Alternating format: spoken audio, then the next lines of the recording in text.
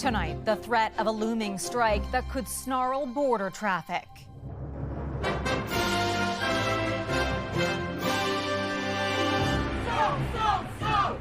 Solidarity! The impact on travel and imported goods. $2.5 billion a day crossing both directions across the border. As the two sides head into mediation. Mexico's historic election, the country all but guaranteed a female president. The main concern I have heard was the violence. The campaign, the most violent in modern history, with several candidates killed. Plus, not just a pastime, gaming is helping in healthcare. A lot of function has been coming back in my hands. Adaptive systems designed for rehab, now accessible to more patients. This is awesome.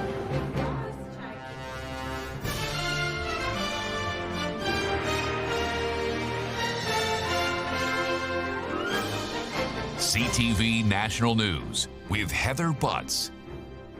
Good evening. The summer travel season is starting to pick up steam, but a potential strike at Canada's border agency could threaten plans, forcing Canadians and visitors to wait in long lines.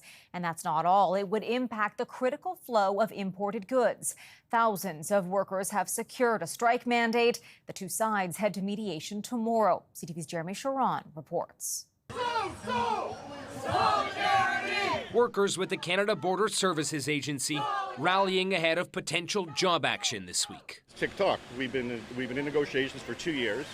It has not gone well. The more than 9,000 CBSA workers represented by the Public Service Alliance of Canada have secured a strike mandate, and the impact could be significant. $2.5 billion a day crossing both directions across the border in goods and services. If they close or radically slow down the border, it's going to have a very significant impact on Canada's economy. If it's in a grocery store or a big box store, we trucked it. Ron Foxcroft is an Ontario trucker. He tells us a strike could cost them hundreds for every hour of delay at the border, and the impact on consumers. We could possibly see shelves in grocery stores and big box stores very limited or empty. Treasury Board says 90% of frontline border services officers are essential, which means they can't stop working during a strike.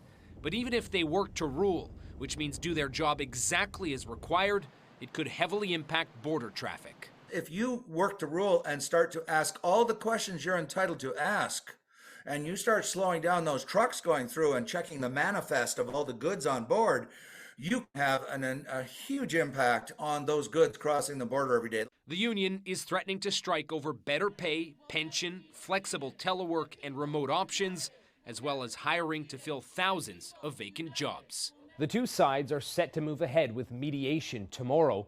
The union will be in a legal strike position as early as Thursday. Heather? Just days from now, Jeremy, thanks.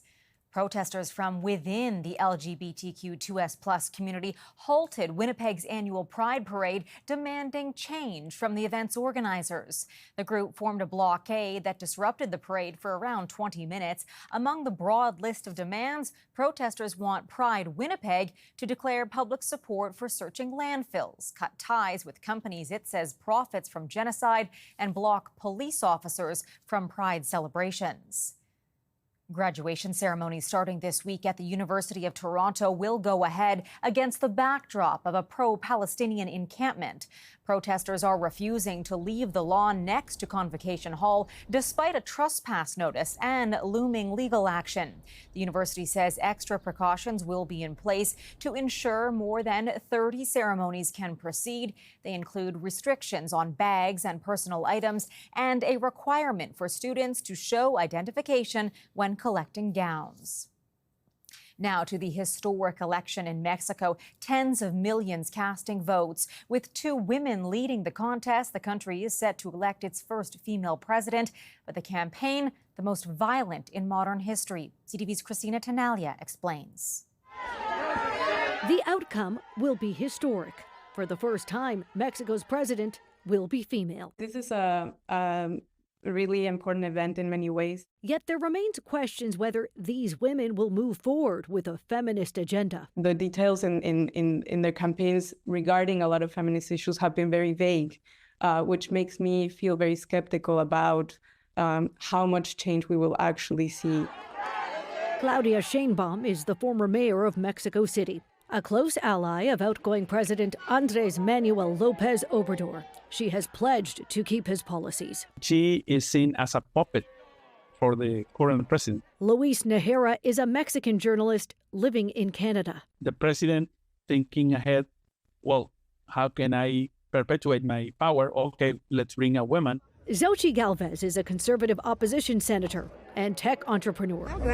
There's a big turnout. It's very exciting. People are here, waiting in line. She has vowed to restore security to the country, where criminal groups hold influence. The stakes are high. This is Mexico's bloodiest election, as cartels and gangs battle for power. The main concern I have heard was the violence, the killing of approximately 35, 36 candidates at various levels. Crime in Mexico is top of mind for voters. There are about 30,000 people murdered in the country every year.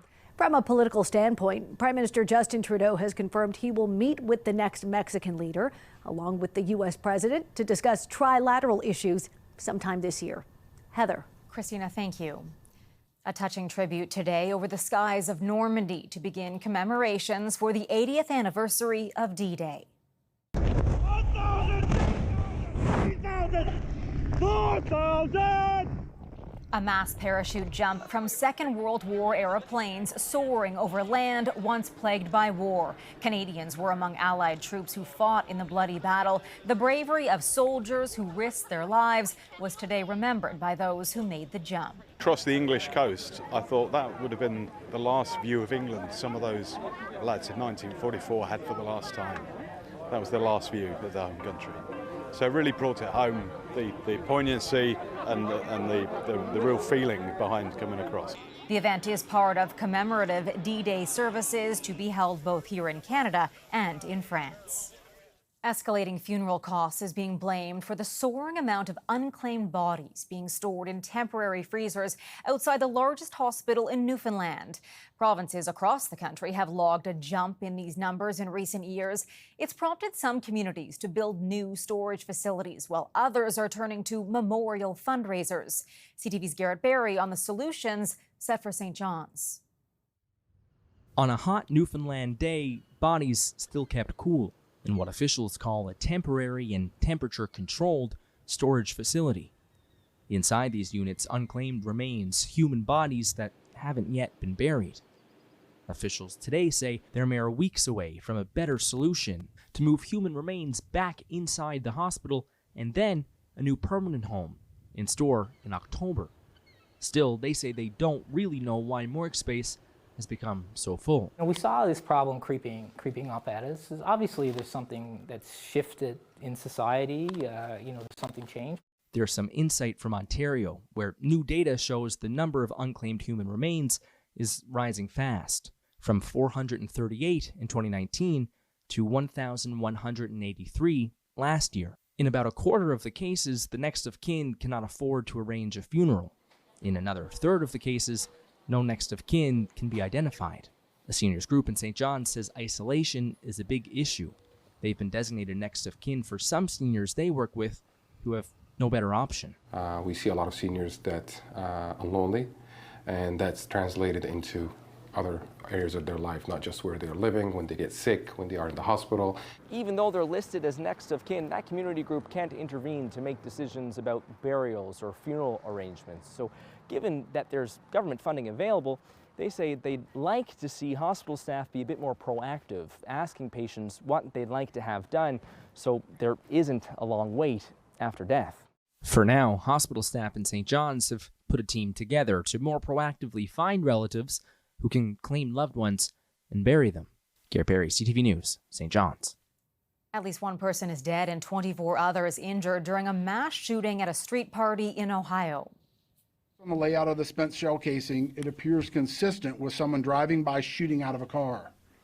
We believe that some individuals at the party may have returned fire.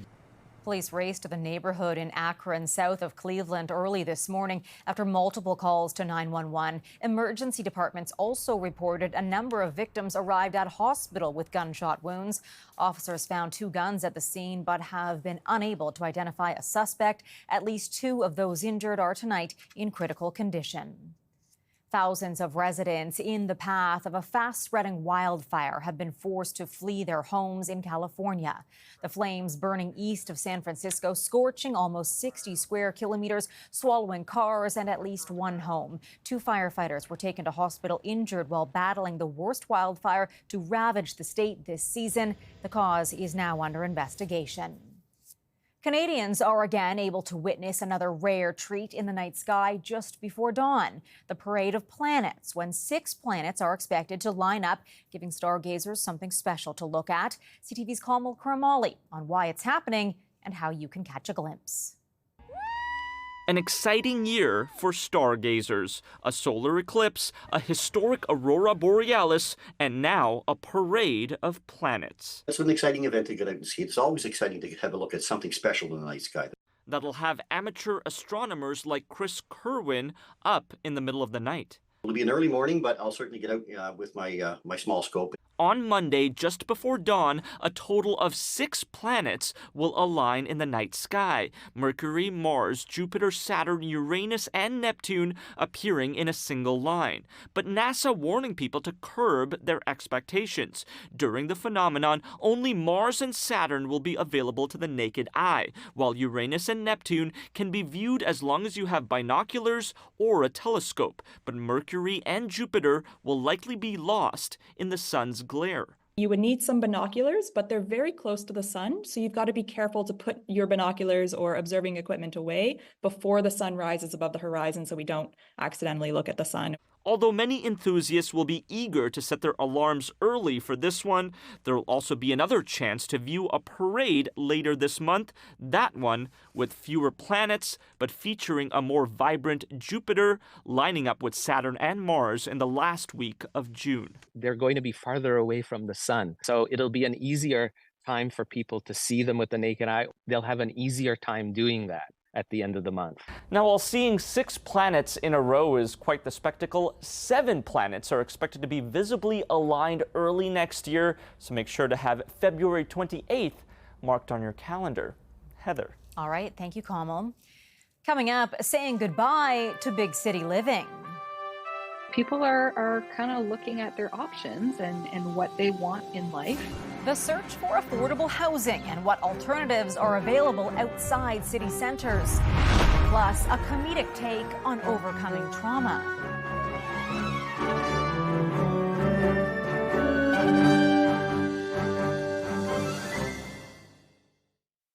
With the cost of housing out of reach for many, a new snapshot is showing Canadians are ready to ditch living in big cities for more affordable alternatives. Another appealing factor for a new destination, a better quality of life.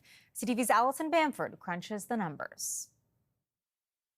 Money is tight these days, no matter where you live, downtown Toronto or Regina's residential neighborhoods. People are kind of looking at their options and what they want in life and where they want to live. Royal LePage polled people in Canada's 3 largest cities to see who would consider moving to a more affordable market. The results? About half of people in the Greater Toronto Area, Montreal, and Vancouver say they would. More familiar term, it's the drive till you qualify kind of thing. So, it's an age-old phenomenon, not particularly surprising. Royal LePage named the 15 most affordable cities based on the percentage of income required to make a monthly mortgage payment. Thunder Bay tops the list, with payments calculated at 22%. But even in Regina, a city ranked 6th, longtime homeowners are thankful they don't have to house hunt in this market. When I was single and I was raising 5 kids, it would have been a struggle to get the down payment together. Housing shortages are driving up prices across the country, even in more affordable cities. They're starting at a place of better affordability, but they have not escaped the issue of an acute housing shortage. And just because the price is right doesn't mean there's not more to consider. There's the home, but there's also the community. There's the amenities around there. What universities, what schools, what institutions are in your community. Experts foresee this relocating trend sticking around, but even with people leaving these larger cities, economists say more are still moving in from out of country. Allison Bamford, CTV News, Regina. Still ahead, gaming for rehab. The healing benefits of a video-based therapy that's scoring big at a Calgary hospital.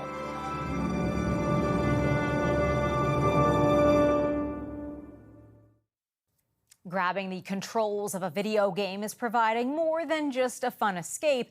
It's empowering people living with disabilities across the country. A Calgary hospital has people playing with adaptive systems. Here's CTV's Kathy Lee on the therapeutic outlet helping patients. I can do it. Karl Sawatsky is leveling up his gaming skills. But he's also doing something else more important. Like the hand-eye coordination, I think it's helping kind of rebuild those connections to the brain. Rehabilitation through gaming, a program Sawatsky never thought he needed until a rare diagnosis in January where his body's immune system attacked his nervous system. I was like full quadriplegic for a while there in the ICU. Had to have the breathing tube and everything. For patients like Sawatsky, adaptive gaming therapy has been a game changer, helping patients gain and regain cognitive and physical skills. The Foothills Medical Center has offered video games in its rehab therapy program before, but what is new is the availability of this equipment that now makes video gaming more accessible to patients. If a patient has hemiparesis of one side, we can adapt a regular controller so that it's just one-handed. We can change the color settings if they're having cognitive impairments. The adaptive gaming system is expensive. That's where Makers Making Change comes in. We'll work with the center to either get them a grant to purchase all this gaming gear, or if we have grant funding at the time, we'll give it to them. And then I do all of the training. This is awesome. 2 months into the program, Sawatsky is seeing results. A lot of function has been coming back in my hands. I've gone from being able to barely sit on my own to now we're starting to actually walk using a walker. And it's helped him not just physically, but gaming is an escape. It's just nice to have something a little more, kind of more normal in a way. Sawatsky will be discharged next month, but his game plan for recovery continues well beyond that. Kathy Lee, CTV News, Calgary. Children's healthcare in the Maritimes honored during the 40th anniversary of the IWK Telethon.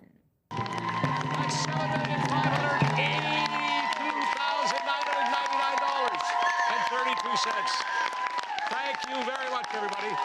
A long-standing tradition with CTV Atlantic, it raises money for the region's largest children's hospital. On the ice, the Edmonton Oilers seized the moment in front of a packed house. Cross to McDavid, moves to the outside, works his way. What a goal! The Oilers eliminated the Dallas Stars, punching their ticket to the Stanley Cup final against the Florida Panthers. A classic Canadian moment played out on the golf course at the Canadian Open for a hometown boy from Hamilton, Ontario.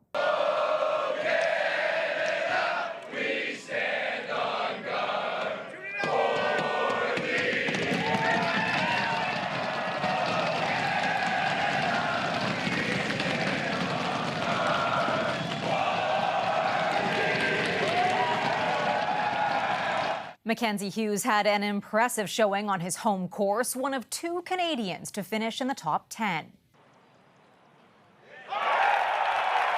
A father and son, together forever. Another sweet moment, courtesy of tournament champion Robert McIntyre from Scotland. Feeling homesick like never before and on the hunt for an emergency caddy, he called Dad, the biggest piece of home he could ask for, the man who taught him how to play golf. And it worked like a charm, winning his first ever PGA tournament. It's just everything for me and my family, my girlfriend, my team. Can't believe I done it with him in the bag. It's just, I'm crying with joy, but laughing because I didn't think it was possible. Unbelievable. Yeah. I'm a grass cutter. No, a caddy. Sorry. Oh, a canny. Yeah, honestly, it's unbelievable. How exciting. After the break, life's best medicine. How a BC man rebuilt his life with laughter.